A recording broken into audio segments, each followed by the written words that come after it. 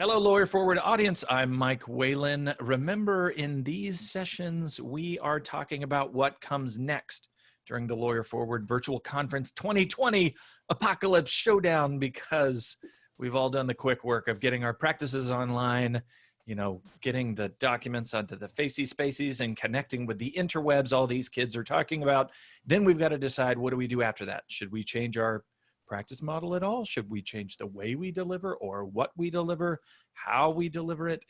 There's confusing questions. And our friends are helping us with that. Today, I have Jason and Graham from Corvum, and we're going to talk to them. Before we turn it over to them, I want to remind you that in the Lawyer Forward Facebook group, we will be doing these watch sessions, these watch parties, so that you'll be able to go in and this thing that we're talking about today, for example, you'll be able to go in and ping ideas around with these guys and with the rest of the group during a set couple of hours in the next couple of weeks. So if you're watching this on the 16th and 17th when it releases, just know that's coming up in the next couple of weeks. If you're watching it way into the future, know that you can go back to that conversation. So I'm going to go over to Jason and Graham. What are we talking about today, fellas?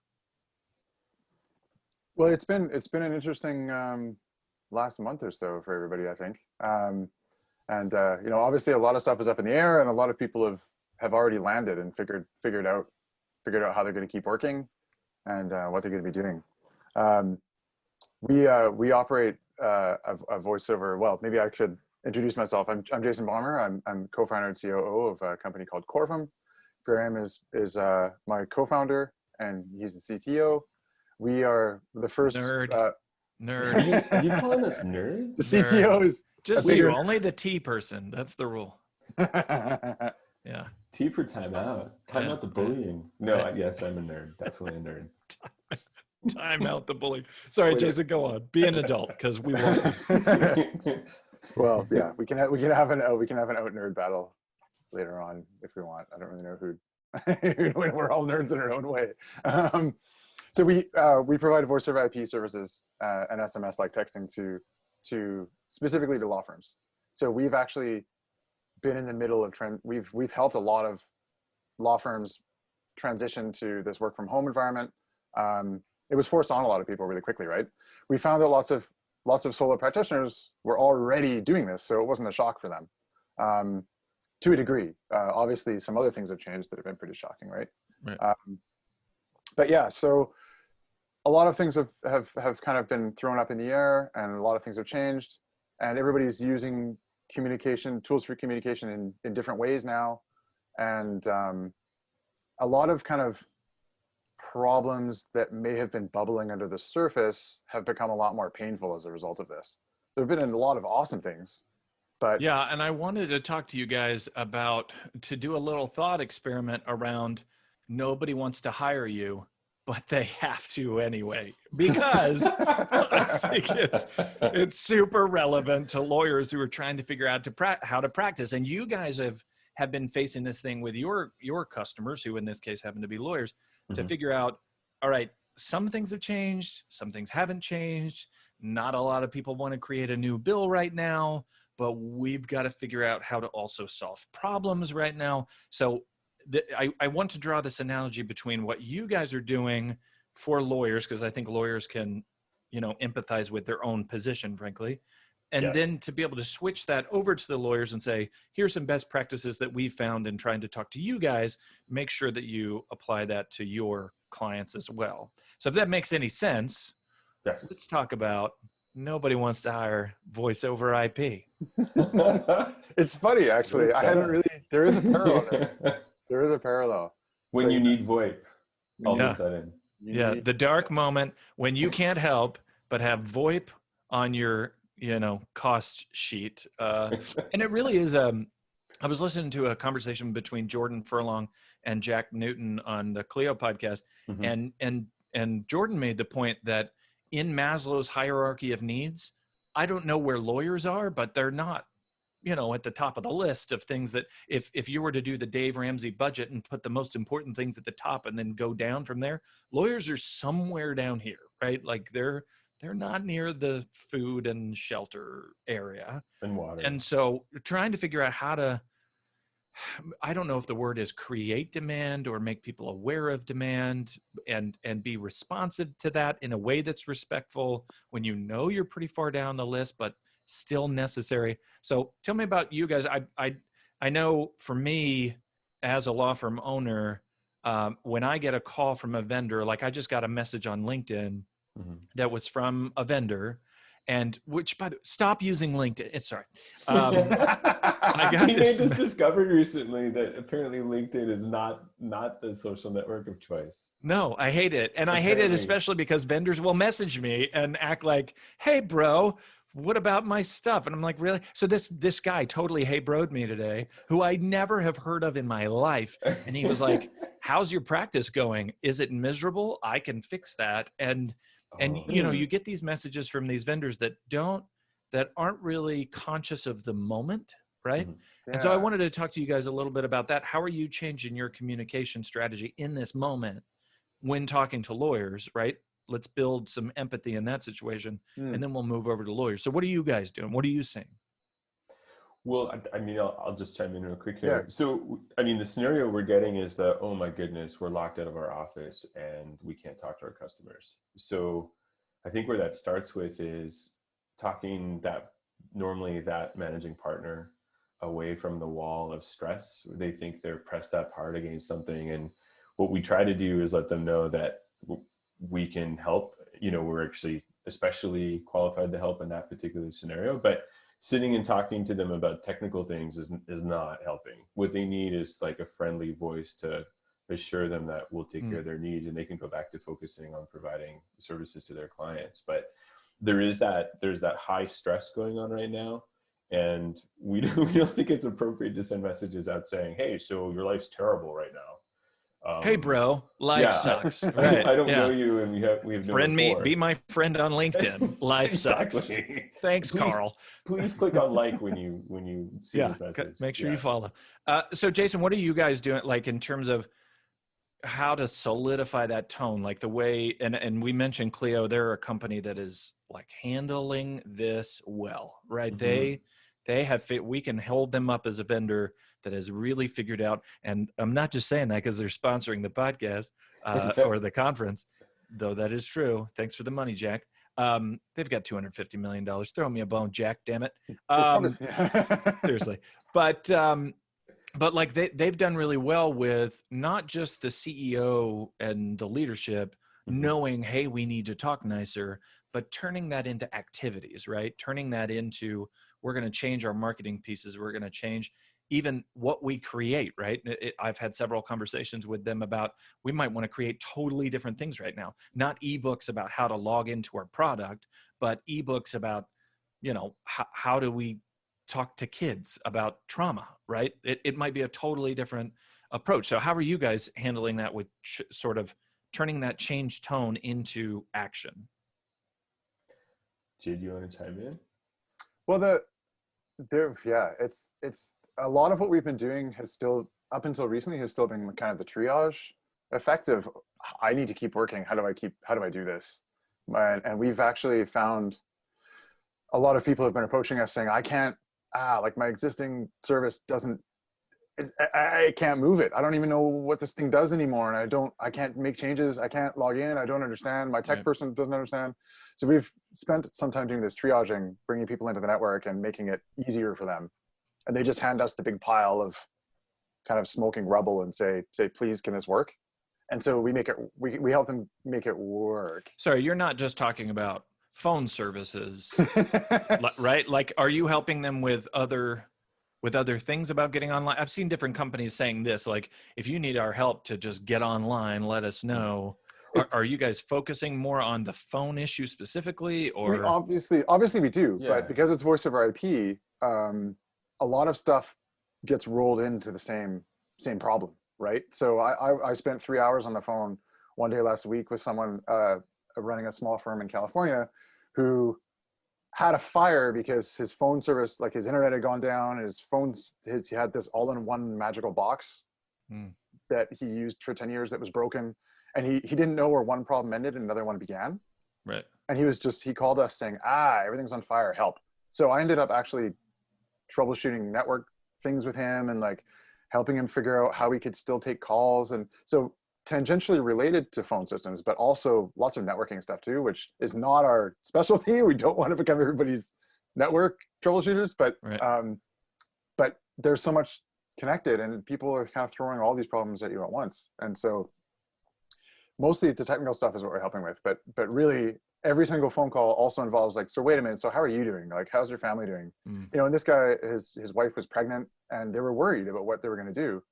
And so we spent a good half hour talking about our families and what it's like to have to go to the hospital, and what was he scared of? So it's interesting. You're not just solving technical problems, you're also kind of giving a space for people to offload some of this weight. And even though it's interesting, people jump into very personal conversations a lot more quickly than I think they used to, because as long as you've provided a safe space to do that, people need to talk, right? Yeah, it's because, as just happened, I had to mute myself so I could yell at my son in the next room to stop singing right next to the office.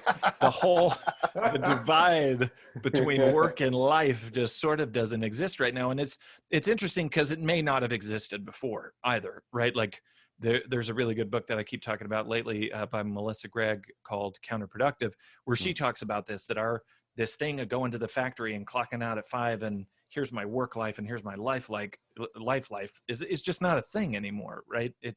And it hasn't been a thing for a while, and we're sort of having this shared experience where we're adapting to that. So for you guys, I'm curious about this idea of the specialization, right? Because you guys do specialize in a thing. And the advice to lawyers has long been, specialize, focus on a thing, get your niche. I could rant about a practice area is not a niche all day, but I won't. But, for you guys, you have this specialization. And what I think is interesting about this moment is it makes those other things that you do and know about like a value added service, right? So sort of it's counterintuitive, but by specializing, you can be recognized as more full service. Does that make sense? Yeah, absolutely. Especially in the conversations we have, in that if you're everything to everyone, and some of the very large service providers are, you don't get to understand what the client's day is like. And you don't understand what their concerns and stresses are as clearly as you could. So this focus for us lets us go, oh, okay, lawyers have these problems in common. Even though I'm not a lawyer, I can understand that, because day in and day out, I provide services to lawyers and help them solve problems. And I hear what their other problems are as well. And it's a kind of a bizarre synchronicity with this COVID stress is we build systems that have to survive epidemics, and they have to survive fires, and they have to survive earthquakes. When you build a phone network and you support 911 calls, you design this emergency level response into the system. And although we're using this triage process quite a bit, we actually do this day in and day out, because what we have to design has to be able to survive calamities. And we think about all these calamities all the time, and we've lived through some of them in our 10 plus years, operating the network. So one of the things that we're good at is just talking to people and going through, what is it that you really need, and how can we build the thing to solve it? And with lawyers specifically, there's a series of concerns that are specific to, even whether it's the solo lawyer, even up to medium-sized firms, that they have in common. And this just helps. It helps us understand the specific lexicon that lawyers use. Well, and I think, and Jason, you could probably validate this for me. I'm assuming that puts you in a position to be able to say, yes, we do this thing, but let us introduce you to this provider and this provider and this provider, and sort of collect a suite of solutions for them that, again, this is a value add service, right? Like you get all the efficiencies of your focus, but by helping them build their tech stack or their supply chain, or however you want to refer to it, you're able to look like the guy in the know. Yeah, and it's great that way, because we have to deal with one of the hardest, like our day in and day out jobs involve one of the hardest services to offer someone, right? Like phone calls are very difficult, and they're kind of like the canary in the coal mine. If you've got other issues in your network, or strange things happening between your phone and the us, like our network, the servers, if your internet connection is poor, the first thing to go wrong is usually a phone call if you're running a VoIP call over it, right? So we're used to dealing with these really, like, where we deploy the service, but then it can fall flat on its face if there are other problems. So it can often, like, we had to force ourselves to become responsible for a much wider breadth of services beyond just what we provide. We had to come up with a good recipe that people can use time and time again to make sure that the VoIP calls are going to sound good. And this was like, we were doing this back when the internet, it seems weird to be saying that way back then, even though it was just pre-2010, right? But things are a lot better now than they were back then, where you can install an internet connection. It's going to be good in many cases now. But back then, it was like you had to be super careful, and things would be just crazy all the time. Everybody was kind of cowboying VoIP. And not a lot of interoperability between the different tools and companies and offerings. And no, so we had to become generalists within our specialist sphere, because we had to understand a lot more besides just what we were deploying. So we're used to that, saying, well, if you work with this, it's going to work. If you do this, it's going to work. And our end goal has always been making it work, not worrying about who caused the problem. So it's an interesting thing, because like you're the expert, but you're also the sort of the community leader in that sense, because for the average lawyer, you might be the only contact that they have in the legal tech space, or the, however you define that space. You might be the one person that they've ever had a phone conversation with, right? And so your ability to say, here are all the providers that are relevant to this thing that you're facing right now that you didn't know was a thing, and now you know it's a thing, again, which is obviously very relevant to a lot of lawyers who are dealing with legal consumers who've never purchased legal services before, because they've never had this problem before. And there's a weird parallel there. Maybe it's not so weird, but people really don't want to worry about their phone system, right? Like, they really don't want to. Lots of times it'll be the last thing they worry about when they're moving offices or something. So they would rather, and the great thing is when it works well, you can ignore it. But when it doesn't work well, then somebody's got to take care of it, and people really don't want to deal with it. So what we often do for people is we just, like, they'll hand us their existing bill from their existing provider, and they'll hand us their account information. They'll say, please call them and take care of this. I really don't want to talk to them. If you could just, one of the biggest services we seem to offer people is actually talking to their existing carrier and making it all smooth for them. So we quickly become a trusted source of information, right? Like, so I gave you this trust and it went well. So what else can you do for me, kind of thing, right? Like, how else can you guys make my life easier? And this is one of the interesting specialties we can offer those in legal industries. We can take that off of your chest, right? A lot of people we've talked to are the founding partner of the small firm, also the head of IT, and like also like coffee delivery guy or whatever, right? Like, but I can't imagine. Well, I can, because I guess we've been the heads of IT in our own company for quite some time too, right? But it can be a nightmare. And so being able to tell someone, well, this is going to work, and if you try this is also going to work really well. Well, but it's making me wonder. I don't know how human intensive your services are, but I assume not very, right? I mean, maybe onboarding and those kinds of things are fairly human intensive, but once the service gets going, I mean, it's mostly you're making sure things run smoothly. And certainly the pushback that I would get from lawyers in terms of turning this into an analogy is we're human intensive services. And so it's not the same thing. So to tell me I need to deliver higher service, or, understand the tech stack, or, the full experience that somebody's going through, might take me away from my billable work. Put a pin in that for a second, because we're going to jump over to that analogy here in a second.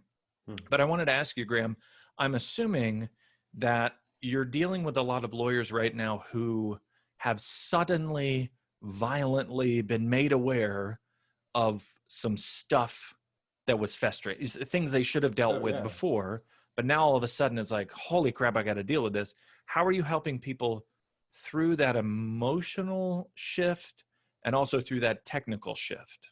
That's a great question. So I think the first thing we look at is, so lawyers are sharing their frustrations, and they're complaining that things just kind of fell apart. And this is a very tangible thing, like I can't go to my office and meet my clients there. And what we're seeing is this tuning into this frustration. Once we alleviate the immediate stress and, put tools where they need to be and give it good advice on that, we get to this point where folks are starting to, they're settling down a little bit, and the stress levels diminishing, and it's creating an opportunity to maybe listen a little more and become a little more attentive. And in that state, Jay talked about this, I trust you, and now I want to listen to more from you. I'd like you to tell me about what else you can solve or what else you're seeing. What we're trying to do is take this frustration that the lawyer is experiencing and say, by the way, your clients are also experiencing that. And you might be the provider that they're really frustrated with right now. Right. And so now that we've, plugged the hole on the sinking boat, that's taking on water, can we maybe attend to the other passengers on your boat and shift that focus back to empathy instead of, my life sucks right now, I'm really frustrated. Yeah. And I'm thinking about like, there's that analogy as we pivot to what the client is experiencing. So a lot of my friends are family lawyers. And so they were dealing with this fire emergency, crazy, how do I adjust my custody arrangement when school gets canceled? Right. Yeah. So now the school calendar doesn't make sense anymore. That was what we based standard possession on before, was the school calendar. What the freak now? How do I get my kids? It surfaced a lot of these sort of emergency issues. And some firms, what they do is, like, people who do estate planning right now love that there's an emergency. If you've ever done an estate plan, you'll ask, a client will come to you, you'll ask for documents. 2 years later, you'll get the freaking documents that you asked for, because it's not urgent. It's important, but it's not urgent. But with these clients, there's a signal of urgency. There's a solve my thing really quickly. And it sounds like what you're saying is there's probably a longer term thing behind that too, right? There's not just like you said, get them on their phones really quickly. There's bigger picture stuff going on that you can help these people with. And if you help them with it, you're creating social capital that'll last beyond this thing. Is that a fair? Exactly. Yeah. I mean, one of the things that's happened for me personally on some of the new online resources that have come on is, although we're not Zoom, I have a lot of people asking me about Zoom, right, about encryption and what it is or isn't doing, alternatives to Zoom, or other questions. But basically, once this trust is established and they realize that you're a good resource, they lean out to you and say, hey, do you have access to more helpful information?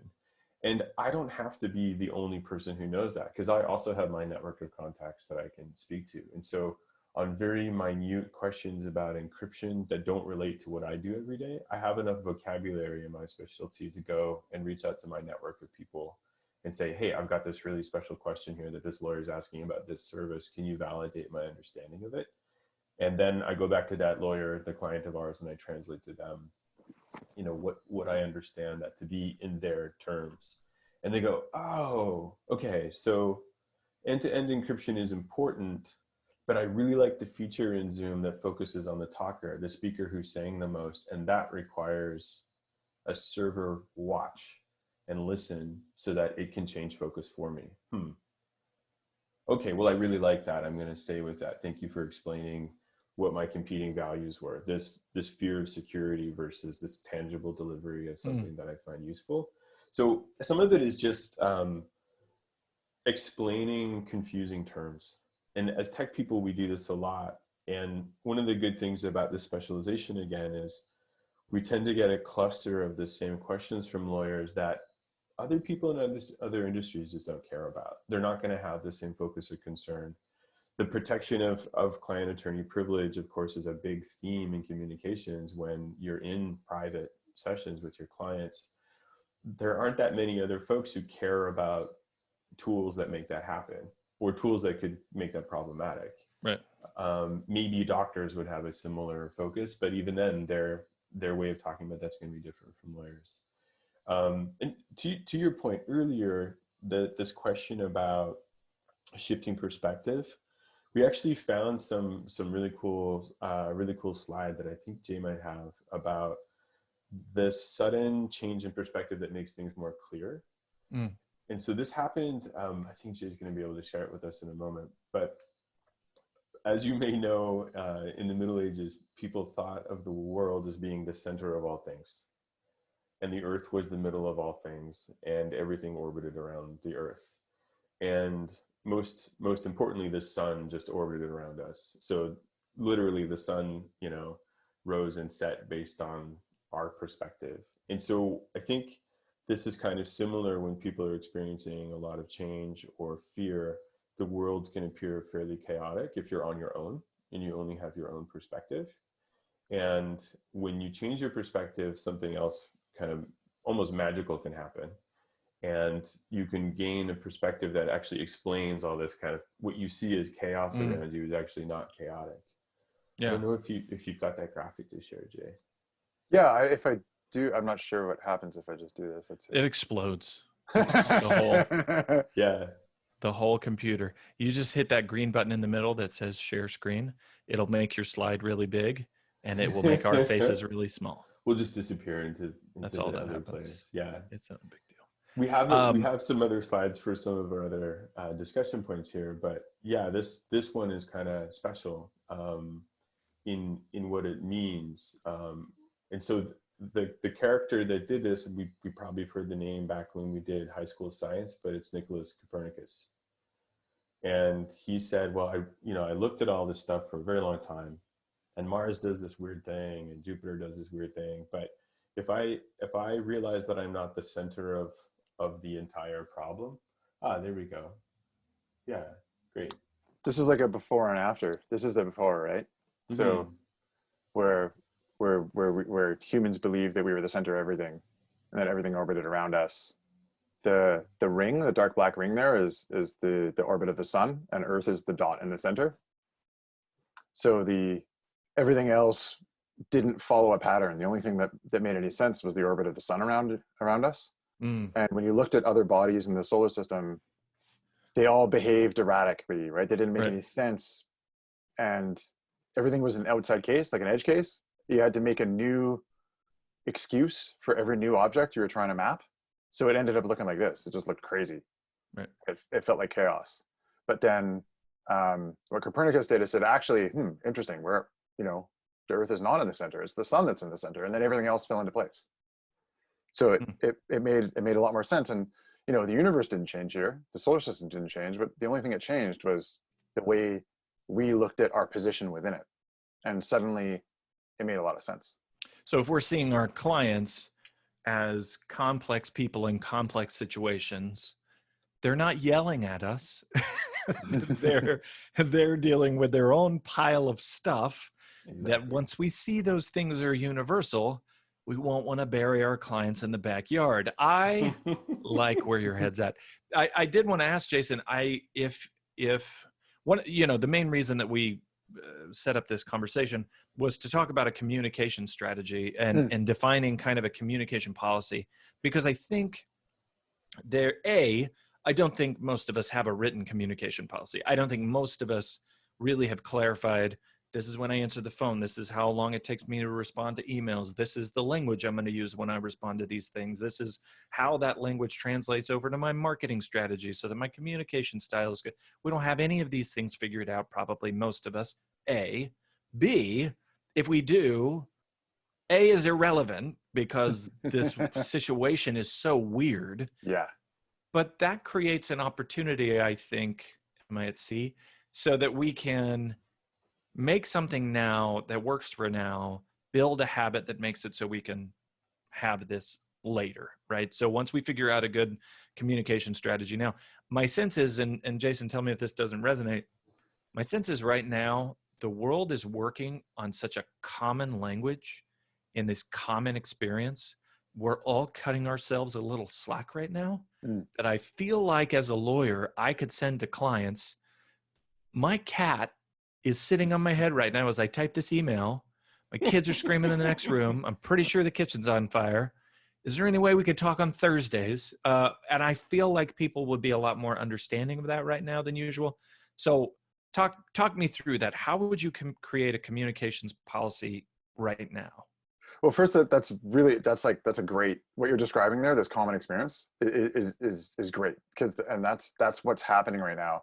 And it's actually a kind of positive side of even a small firm losing the fancy downtown office space, right, and losing all the trappings of establishment and monopoly, perhaps, right, that were there before, right, to give you that workplace and separate your personal life and your work life. That's all gone, which is like frightening and maybe terrible if that's what you were leaning on. But the upshot is that, well, now we're all just like that BBC guy, right, from a couple years ago, where his kids came wandering in the room, and then in the background, his partner came flying in and grabbed them and pulled them out, and we all had a good laugh. And like, wow, hey, I think I can understand how that would. That guy's face was so hilarious. Yeah, just like. Yeah, just like this, and he did not turn away from the screen, which was what I found kind of admirable. Like, did not turn from the camera. But now we're all in that space, right? So we can all, but then we're still dealing with these communications fire hoses, right? So and there's an interesting term that I came up that I ran into that I didn't have a term for it myself, is defensive scheduling. And like, I do this myself, and we're like, I am kind of the head of the support desk at, the head of our support side. So there's a constant stream of people asking questions and trying out new things and trying to figure out how this thing works, and maybe making changes to whatever, right? So there's a lot of there's an escalation. There's like, if you communicate with us this way, this is how quickly you'll expect a response. If you communicate with us this way, this is how quickly you should expect a response. And if the problem isn't resolved at tier 1, how do I go to tier 2? Like, how do I go to the next person? And what does that person give me? So that sounds like that's role focused, right? So you're defining who the roles are, and that's creating the structure for a little bit if we can. But then there's also like the medium itself, right? The medium itself is also kind of important. So if somebody is sending you an email, how is that different than if they're calling your phone? And what kind of response time is required there? And if somebody is sending you a text message, I think a lot of us still aren't really sure how quickly you should respond to text messages, and I think that's shifted a lot. Back when, because personal experience, if you respond right away at 9 p.m., you are telling that client for the rest of forever, you get to text me at 9 p.m. It's okay. Don't be like this guy. Don't do that. Yeah. Well, sorry. That's exactly did you have a slide for walking through sort of what these decisions are that we should be making in advance, or you can just vomit them out, whatever makes you happy? Do a bit of vomit, but Jay's baby puked on everyone yesterday, I think. So it just happens sometimes. A baby can hold a large amount of vomit. It's proportionately frightening. Those are the life lessons right there. This is the side value you guys get. You're welcome. Yeah. It's shocking. It just keeps coming. So this is what we were thinking of as far as scheduling. So there's a bit of scheduling. It's not really role based. We're thinking about like a solo practitioner or somebody operating in a small firm. Right. And defensive scheduling is really important, because at the same time as you want to be very available, and it's easy for somebody in a tech firm who runs a support desk to say, lawyers should be available all the time. You need to be highly responsive, right? And like, your customers need you. But don't push my pet peeve buttons right now. That doesn't work can't for, handle that. That's what I'm saying. Well, that doesn't work for lawyers, right? Lawyers need time to develop their expertise and to dive deep into problems. And that's the well of knowledge, right? And you need to be able to tap into that so that you can better serve the customer. Yeah. This is Lawyer Forward chapter 3 through 12 or something. You cannot be both accessible and expert. That's not a thing. Exactly. Everything to everyone all the time? Everything to everyone, yeah. Exactly. So you're using time blocking. So like, am I right? So let's say you've got a Google whatever calendar, you're blocking out time, even if you don't have an appointment during that time or whatever, you want it to show unavailable, so that if somebody later uses a tool like Calendly or something to try to schedule a call with you, they're going to show that time as busy. That's just going to show to them as an unavailable time. Unavailable block. And that's exactly it. So you, I didn't know there was a term for that. I do it myself all the time to make sure that I've reserved space for whatever comes up at that moment. My defense is to be useless. That is, nobody tries to call me at off times because I've got no answers. That's what I do. That's great. So if somebody contacts you off hours, then yeah, that's it. It's like, no, I'm available all the time. Somebody please call me. I'm very lonely. Don't actually call me. So Mike, it's just writing and books?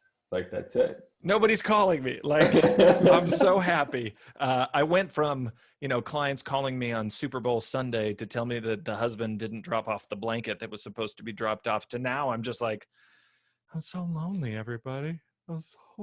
Because my time is all blocked. So I like these different modes. Talk to me about this. So there are different, during the day, you need to be in different work modes, right? Like your brain has to be set in different things. So obviously there's offline, where you're truly offline. You need to sleep, and you need time for friends and family, and like look after the things that go in your mouth, right? Looking after your body, looking after your mind, and looking after your emotional state. This is the part that we're all paying a lot more attention to these days, I think, or maybe not, if we're burying ourselves in work to hide from the fear. It's, I don't know about everyone else, but yeah, some coping mechanisms are more obvious than others. Then there's open and available, where, okay, I'm working, I'm available to respond to text messages, I'm available to respond to email. If you phone call me, I might pick it up, kind of thing. So it's open and available, and these are blocks in your Calendly tool where people could schedule time if they needed to. But then there are other closed blocks where you're focused, and these are times these are probably, everybody has different times of the day where you feel more like talking to people, where you feel like you're more effective at talking to someone. Maybe that's right after breakfast and coffee in the morning for 2 hours. Or maybe you're not effective at talking to someone, and that's where you want your self-time, where you want your best, you want to dig in and not talk to people. Yeah, so Dan Pink published a book recently on this called When, and just a lot of science in it about how you should be blocking your time. But the key lesson here, I think, is you should be blocking your time. You are not the same person every time of the day, and you can't make yourself available all times of the day. On the flip side, you can't make yourself unavailable all the time either. Right? Yeah, it's not all one or all the other. Exactly. And everybody's going to be different too. So, and I don't, what's your next slide? Because I don't want to take you off track from whatever the next thing is, but I wanted to ask you about the in-house and the out-of-house thing. This is the slide that we were talking about. So it was like just kind of building. Okay, well, what's after this one? That's it? You're dead? I wanted to ask. Sorry, I killed your slide theories. I don't like slides. If you haven't realized, it's okay. I'm not a slide fan. Okay. No, totally. But I did want to talk to you about this idea of what's in-house and what's out-of-house in terms of these communication assets. Because one of the things as a solo attorney that I found, and I read about this a lot in the book, is clients actually expect both accessibility and expertise.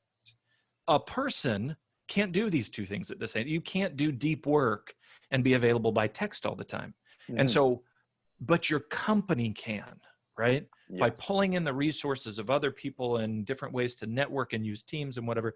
So talk to me a little bit about that. We could put in a huge plug for Smith AI, friend of the conference and sponsor. Thanks, Maddie. But how do you, if I'm starting with some of those services as part of my communications policy, do you have that on all the time? Do you only have that service on during those blocks in which I'm not available? How are you thinking about what's inside and what's outside? Do you want to go for that, Graham? Sure, I'll hop in. But we do have a slide for that too. It was going to be so pretty. I'm sorry. I we had meerkats on other pages. I know. I hate slides. Then we'll get to those. I'd rather just chat with you. I'm sorry. Yeah, no, it's great. Chatting is good. It's more natural. Slides can be a little awkward too. But for this one, the theme here is that, again, you're not on your own. So if you stay in your silo and you see this world being stressful around you, you're going to really have this tension between exactly what you described, being available and being focused. And you're going to do a poor job of both. So sure, we can use our calendar, we can use our scheduling to block out times to make sure we can at least have both pistons running. But what's more effective is to reach out to your network. It's more effective to look for resources both up the chain and down the chain. So we love the guys over at Smith.ai. They're a wonderful example of a way to be available without being distracted. And what Smith AI can do for you and other answering and services for both phones and for text messaging, they can basically handle the client intake process for you, which are things that lawyers probably don't need to know right away. There's some core facts about most cases and most clients that you just need to get. And that's something that they can handle for you. And they're very experienced at working with law firms, so they know what they're doing. They also have the specialization that we have, which we think is great. So that's kind of client facing. When it comes to getting through some of the legal work, there are other services out there that can take the load off too. And one of them is Lawfecta. So what Lawfecta does is they provide virtual paralegal services. So if you're a solo practitioner, you might already know about these resources. If you just rushed to home and this is your first time doing remote work, you might not know about some of the resources that are there, but these are, we would say they're up the supply chain.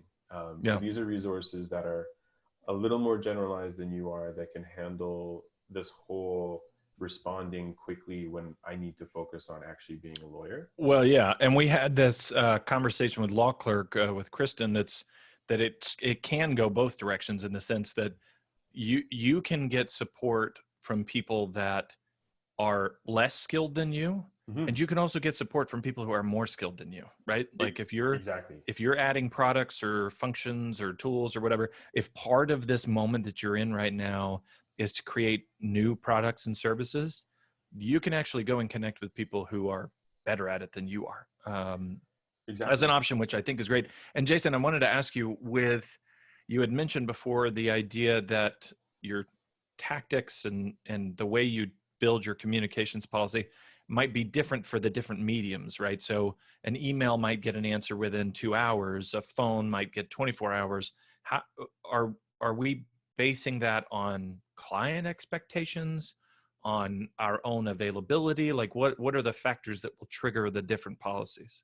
Well, I think the key is there's a little bit of client expectation, but the key is to be transparent about it, I think. So let your clients know what to expect from you, and rather than having to figure it out after the fact. So if